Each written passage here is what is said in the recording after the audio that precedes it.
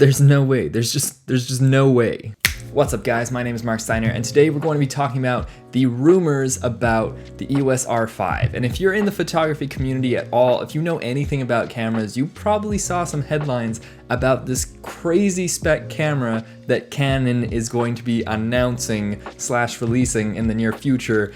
And when I first saw this, I thought it was a complete joke. There's no way that Canon, of all companies, would come out with this stuff. Let's go through the specs real quick and you'll see what I mean. It's supposed to have a 45 megapixel sensor. It's supposed to have IBIS, 5 stops with in-body stabilization, 7 to 8 stops with in-lens stabilization, which is pretty cool.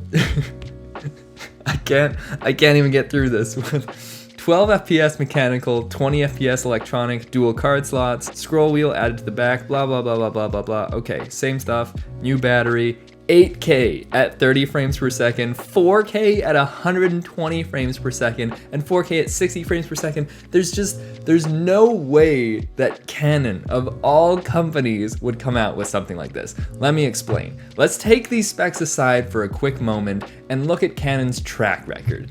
With the two mirrorless cameras that they've released, the EOS R and the RP, they crippled them so hard that no one believed that these would be usable cameras. A lot of YouTubers picked up the EOS R and then switched to something else after the hype died down.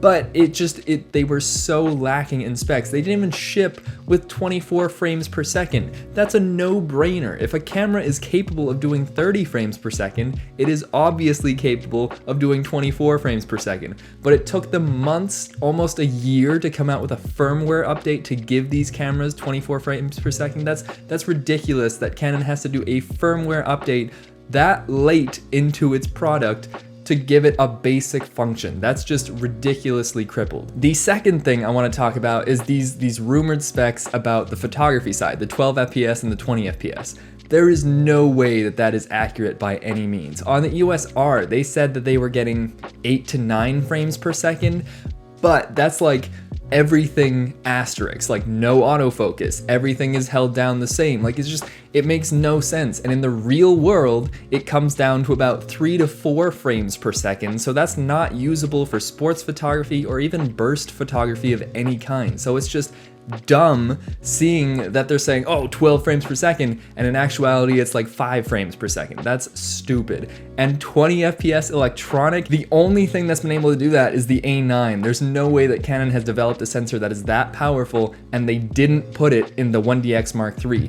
That's another thing. All of these specs that they're putting on here, it just doesn't make sense that they would announce the 1DX Mark III with none of these specs, their most expensive flagship camera, and then come out with a camera that's supposed to be more affordable and then is just gonna wipe the floor with the 1DX Mark III. No one would buy the 1DX Mark III if this camera actually is what these specs say, and no one would buy any Canon cinema camera ever again. There's no way that Canon, a company that has crippled its cameras to make sure that people always buy the more expensive one, is actually going to give people this crazy spec camera at an affordable price that's going to let people blow their minds. It's not possible. Now let's go back into these specs, specifically the video functions. 8K 30 FPS in a camera of that size is literally impossible. The SH1 from Panasonic can't even do 8K. It does 6K and it has a big fan and it's a chunky camera. That has to compensate for the amount of data you're putting out. Like, there has to be some cooling in that camera in order to shoot that. High-end cinema cameras that are quadruple the size of this thing, have dedicated brains and fans, don't shoot 8K. The fact that Canon thinks they're gonna be able to put 8K in a body of that size is literally impossible. So what I'm thinking is this is going to be another asterisk thing, and this is going to be a burst mode of like 3 seconds of 8K, and it's gonna be one of those things where it's like, oh, this camera is capable of 8K if you take stills and stitch them together in a video format. It's like, no kidding, any camera above 36 megapixels for the past 5 years has been able to do that. It's called a time lapse or a hyperlapse. You take raw photo and you put it back to back to back, and oh my god, it's a moving image. It's not video. You're not doing that in the camera itself. That's a series of still images. So I have a feeling it's going to be something like that, because there's literally no way that you can get 8K out of a camera like that. The same thing goes for the 4K 120. There is no way. There are cinema cameras that can't do 4K 120. I don't think anything in Canon's lineup can actually do 4K 120. That's ridiculous. And again, the heat and the data transfer needed to be able to do that is just not possible in a camera of that size. And no one is going to be using that. The amount of data that it would take up is too much. And as much as I would love to see 4K 120, I just know it's literally not possible in a camera of that size without some serious heating or some seriously fast cards that are going to cost more than the camera itself. But let's give them the benefit of the doubt and say these rumors are actually true. Let's say they are able to put 8K or 4K 120 into this camera.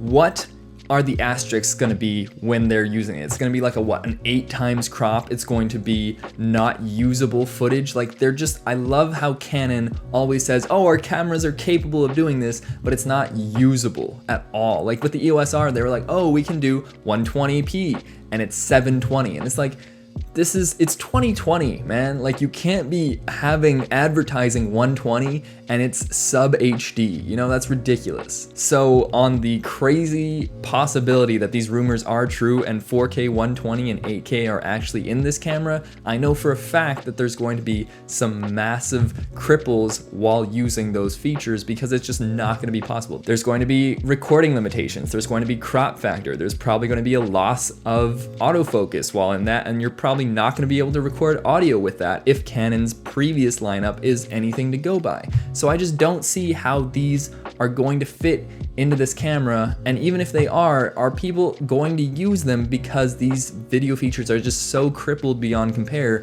it's not usable. I think a lot of people are going to be disappointed when this finally comes out because this looks like it's trying to be a mirrorless 5D Mark IV. It's trying to be an actually competitive, what the EOS R should have been. It's not going to be the camera that everyone is hyping it up to be because there's no way that this is possible in a camera of that size. What I do think is very possible is that Canon has a 45 megapixel sensor. I think that's very reasonable, especially since the Sony a7R III and IV have been out for a while, as well as the Nikon D850 and now the Z7. I think that that's a reasonable resolution to expect from Canon's next camera. IBIS I also think is possible, especially since Sony has been doing it for the past 5 years or so. So I think that in-body image stabilization is very possible, and if Canon can get it to work with lens stabilization, that will be a game changer. I think that is fully possible, and that would be really cool to see. Dual card slots is just a given at this point. If you're not putting dual card slots in a camera that's supposed to be used for professional use,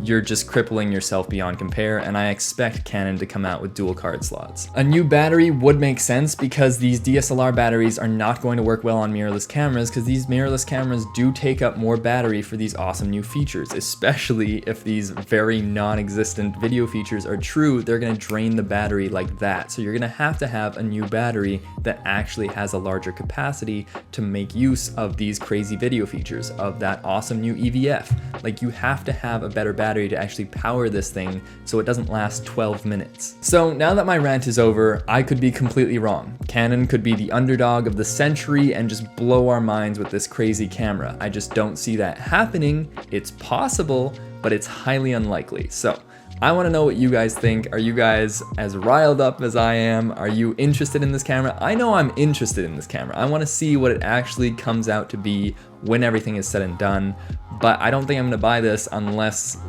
Canon is like actually on the ball, which I don't see happening.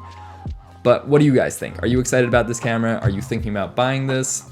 Let me know. My name has been Marc Steiner, and I'll see you next time.